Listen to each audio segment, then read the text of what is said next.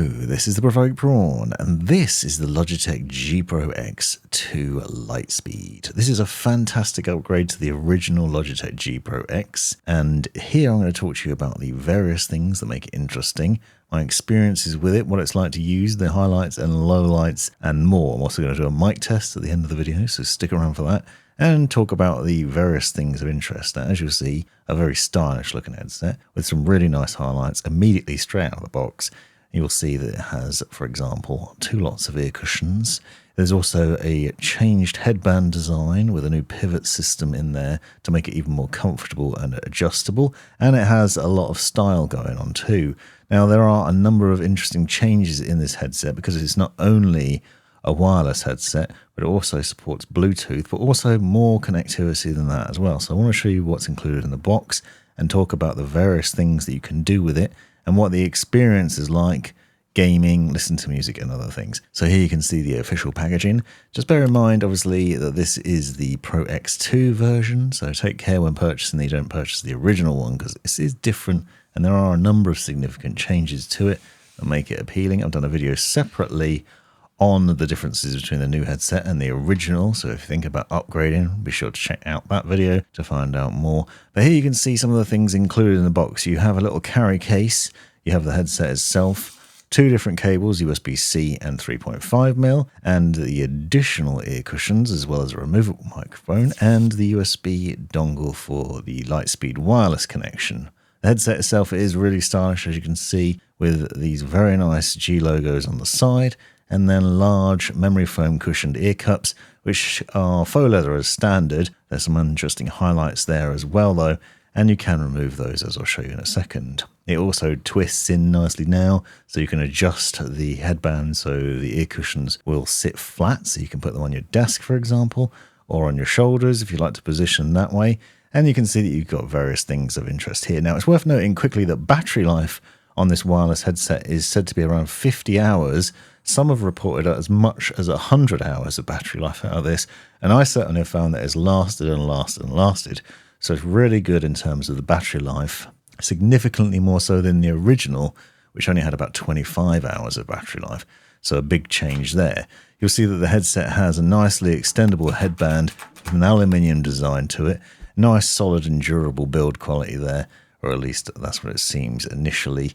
And you can see that there's some really nice tilt and pivot action in these ear cups because of that design as well. So it'll tilt in and turn nicely and adjust and fits really well on the head. It doesn't have a really strong clamping force, but I also find it doesn't fly off on a whim either. So it just suits nicely. The headband is also really durable, as you can see, extendable there and nice and easy to bend. For larger heads, this shouldn't be a problem. It is a good fit and easy to adjust with really nice padding on the top and on the ear cushions as well. The original G Pro X was one of my favorite headsets, and now it's even better, although the sort of traditional design of the ear cushions and the headband doesn't seem to have changed. The design of the pivoting system has, as I've said, and you'll see there are some other highlights, one of which you'll see on there, for example, there's now a Bluetooth button. So you have both Bluetooth and wireless connectivity, and there's a 3.5mm jack on their headset as well. So you've seen there's a 3.5mm connection on there, as well as another hole for the detachable microphone. So plenty of interesting points there. Mic mute button on the side, and then the volume wheel. Now, sadly, there's no multi-action button, so you can't control your audio, for example, media playback from the headset itself. The volume wheel isn't dual function, for example. But you do have a little LED indicator to let you know battery life and also what mode it's in, because you can press that Bluetooth button to switch between wireless and Bluetooth modes. More on that in a minute. Now, detachable microphone, as I said, I'm going to do a mic test later on.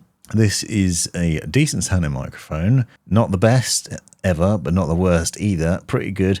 And also has Logitech's Blue Voice technology, which means that you can customize the sound from it and also do things like noise reduction and elimination as well to make it sound better. But more on that at the end of the video, as I said, so stick around for that. Now, the other thing that's really interesting here is the 3.5mm connection. So you might think there's not much going on there, but if you take a look at the wireless connection here with the dongle, the first thing I noticed is it has a 3.5mm hole in it. 3.5mm jack on the bottom of the dongle, And that gives you the ability to do some other interesting things with it, because this opens up a world of connectivity possibilities. Now, standard use, you'd plug the dongle into your PC or console and then obviously use it in wireless mode, just connecting, adjusting the sound in G-Hub software and whatever else. But you could also use a 3.5mm cable to obviously plug in other devices. Now, you can do this directly to the headset, so you can go from your phone or whatever else to the headset, or you can plug into the dongle itself. So you can plug into the wireless dongle and then the other end into whatever you want to. One of the examples of this is 3.5mm connection allows you to monitor an external microphone. So if you don't like the headset's microphone, or if you have your own personal microphone system, for example, you can plug in the wireless dongle into a Wave XLR from Elgato. This means that you can then mic monitor an external, better quality microphone, XLR microphone, to get that sound directly in the ear cup. So you'd then be able to monitor your microphone and mix that in wirelessly. This is a very rare feature on a lot of wireless headsets. I've seen it with SteelSeries Nova Pro Wireless and maybe like 2 other headsets. Very few headsets offer this feature, and it's a really nice one because it allows you to do all sorts of things. So again, the standard process would just plug in the dongle, and then you'd plug in that 3.5mm cable, and that just mixes that audio in from the other source. Another option is to use it with a USB microphone, so you can do the same logic. Now again, you could plug the microphone into the headset, but obviously if you want to maintain that wireless capability, what you'd do is plug the microphone into the wireless dongle instead, and that will work with XLR and USB. It's a brilliant feature, and it's well worth considering using. Now, in terms of the controls and setup here, obviously USB-C charging, so nice and straightforward there, and then the Bluetooth button, which is the biggest change here. Now, sadly, you don't have dual connectivity on this headset, so you can't use both wireless and Bluetooth at the same time, which is sad. But if you press and hold the Bluetooth button, you can put it into Bluetooth pairing mode, and then you can pair it with your phone, for example, and then obviously just press the Bluetooth button to switch between Bluetooth and wireless on a whim when you want to. This gives you the flexibility to obviously use the headset in various different ways beyond just having a wireless connection or the wired one. So you can already see you've got multiple different connection options here. Now, using it as Bluetooth for gaming is not recommended necessarily, because you'll find that the latency is a little bit higher than it is with wireless. And that's always the case. That isn't unique to this. You want to stick to the wireless connection where possible. But using it Bluetooth for audio is absolutely fine, and it is nice to have that additional connection for sure. You also have the ability to just simply control the volume from the headset, but that's about it. Then you just have to switch between the modes. So there's no multifunction controls here, sadly. Now, one of the biggest things that I really like about the G Pro X wireless is the inclusion of the extra pads. So the ear pads that include in the box, you get 2 lots. And that's not an additional purchase, which is brilliant. How many headsets do you see that on? Not very many. In fact, I can't really think of any that I've seen it on. And this means that you can then customize the feel of it more. So underneath there, you've got your 50mm drivers. The ear cushions are just held on with a little lip around the outside of those. Then you have these faux leather ones as standard. That's a standard in the store with a memory foam cushion on the inside. Now, these are designed to deliver some passive noise cancellation. It's not amazing because they are quite shallow, so it's not going to give the best noise cancellation, and obviously there's no active noise cancellation, but you do alternatively have these cloth ones instead. Now, these are much softer, and my preference, although they will offer even less passive noise cancellation, but they are more comfortable, and they obviously mean that your ears don't get as hot as well. Now, the faux leather ones are interesting though, because as you'll see in a second, the design actually includes a very small bit of cloth on the inside of that. So both these are very nice ear cushions, and obviously gives you the option to choose and chop and change between them as you want to, depending on your own personal preference, and they're easy to fit as well. And it has the bonus that if they get worn out over time, you can just swap to the other ones. But it's nice to be able to just take those off and replace them when you want to. And you can see just a look at these. Now, the cloth ones are fantastic. I'd highly recommend giving those a go. If you do get this headset, remarkably comfortable, really soft, and enjoyable on the ears. But you can see the difference between these here. Now, there's also a material over the driver, so at the back where the ear cup sits, means that you've got a nice soft fit, whichever one you're using, to be honest. I don't find there's any pressure on my ears, although they're not the largest, they're not the deepest. It's a good size, really, unless you've got massive ears that stick out or excessively large. You shouldn't have a problem with the design here. A close-up look at the faux leather ones, and you'll see what I was talking about. So it's actually a change from the original G Pro X in that there's a little cloth material on the inside of the faux leather ones. So you have a sort of mix of the materials. So you have the benefit of the faux leather to help with passive noise cancellation, but then the soft cloth material on the inside of it, which means that you then have a softer feel on the ear. So best of both worlds, whereas the original G Pro X actually used faux leather, outer and inner, so it wasn't as soft. Still pretty good, but this makes it a little bit better. Now on to game audio. I want to talk about this because there's a lot of things going on here. They seem to have upped the bass, so you have a bit more bass going on here, and that's no bad thing in my mind. Although some have commented that it's too much. There's too much bass going on here, so it will depend on your personal preference. You have DTS Headphone X 2.0, and you can adjust to various different EQ profiles in the software.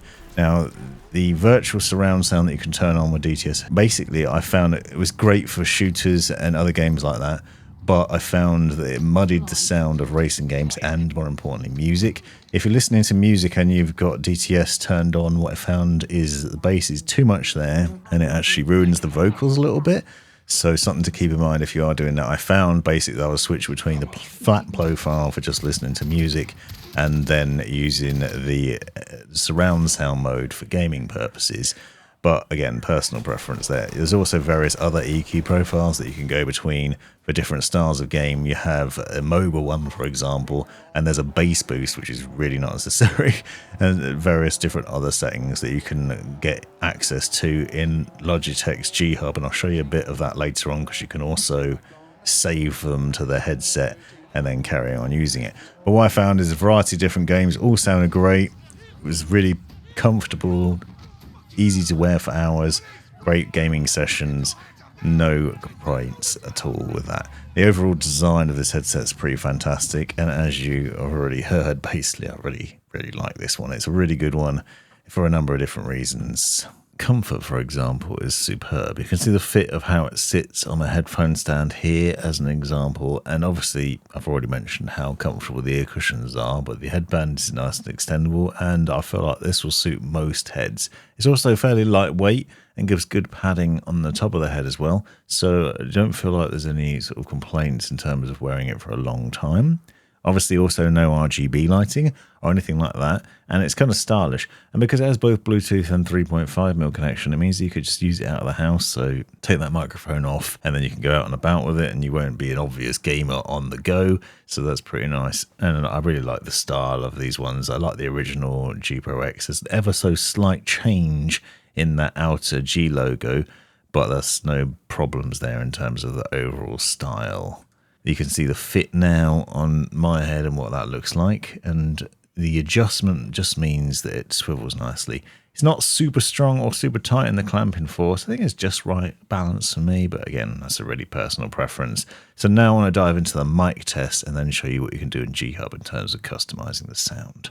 This is the headset in default mode, so you can see G Hub on the right hand side here where you can go in to tweak the various different settings. But for the sake of fairness, I wanted to start out without any effects applied. So you can see we have no Blue Voice turned on. This is just the default settings as it sounds out of the box. Obviously I've got the windshield on, but this gives you an idea of the quality of the microphone. You can then go in and adjust various other things by enabling the Blue Voice, which is available on the original Logitech G Pro X and the G Pro X2 and various other Logitech products probably by now. And it's a nice bit of technology because it allows you to do custom things to eliminate background noise. But if you turn it on, you'll see that we can change some of the sounds. I've hilariously got it set to bass boost here, but Broadcaster 1 and Broadcaster 2 are pretty good soundscapes. They give a rich sound to the microphone, and there are also other ones, obviously crisp and warm, classic radio. It's worth going through and sort of just testing those out to see which one works for you, and then you can get into signal cleanup, which includes things like noise reduction, noise gate, compressor settings, de-esser, depopper, and limiter. You can tweak those settings and adjust them to block out some of that external noise and eliminate that. Obviously, without those turned on, you probably get a cleaner sound. But if you're finding that you've got a lot of AC and other things that are causing problems, this is what the microphone sounds like, though. And once again, if I disable Blue Voice, you can hear that as standard. It's not a bad sounding microphone, and it does have side tone as well, so it's worth noting. If you go into the standard headphone settings, you can see there's a side tone option, so you can hear yourself inside the headset with the mic monitoring, and that's pretty good, especially if you're using the faux leather ear cups, because they'll give some passive noise cancellations that'll stop you from shouting. So from a sound point of view, you can see the different modes that we've got in here. So you'll notice one of the main things when I focus on here is the default soundscape. So there's the EQ profiles. As standard, it's set to flat. There's a little icon here, which you'll see essentially is about saving it. So save to onboard memory on the DAC. So you can actually switch to these and then update the onboard memory. So if you find one that you prefer, you can save it. So this is obviously applicable if you're going to be using it somewhere else. So if you're using it on PC and console and you want whatever you saved to be there, or if you're not running G Hub. So worth keeping in mind if you want to change between those. You can also see that you can go into browse more presets. So there's actually a bunch of other ones that people have created their own EQ profiles on, and you can download those and try them out. So if you're not happy with the ones that are available as standard, or even savvy enough to create your own, you can do it by switching between those. Also see side tone adjustments, so you can turn the microphone on so you can hear the mic monitoring inside the headset, and obviously adjust the volume of that. I've already shown you what you can do with the microphone, but the surround sound settings, so this is what I was talking about. Essentially, we can enable surround sound, and then that uses DTS Headphone X 2.0. You can choose from gaming, entertainment, and sports modes, and then adjust for DTS Super Stereo mode, tweak those, and even adjust the volume of each of the sort of fake speakers in here. Now, I said I found that this basically muddies the vocals of music, so it means they're not as clear. So what I found is often enabling it for games and then turning it off again when I want to listen to music. Now, the problem here is obviously you have to do this in G Hub. There's no button to be able to just do that on the headset on the fly. Kind of frustrating. So something to keep in mind. But there are profile options. So you do have the potential for having different profiles for different games. So it's worth keeping that in mind as well. So there we have it. In conclusion, the G Pro X2 Lightspeed is fantastic. This is one of my favorite headsets now. Not the best. I prefer the SteelSeries Nova Pro wireless, but that's a separate video. The G Pro X2 Lightspeed is epic, though, in a number of different ways. Great connection options, good sound, customizable audio, decent bass, good surround sound. Obviously very, very comfortable, really good battery life. There's a lot to like here. Obviously it's expensive, but you are getting a premium headset for your money. This has been the Provoked Prawn. If you found this video useful, let me know in the comments. Subscribe if you haven't already, and thanks very much for watching. You've made it right to the end of the video, you brilliant legend you. If you've enjoyed it, click that subscribe button, give me a thumbs up, and drop me a comment down below if you've got any questions. If you really enjoyed it, consider joining the channel and see the benefits of doing so. Check out these other videos. You might well find them interesting or useful. And most importantly, have a great life.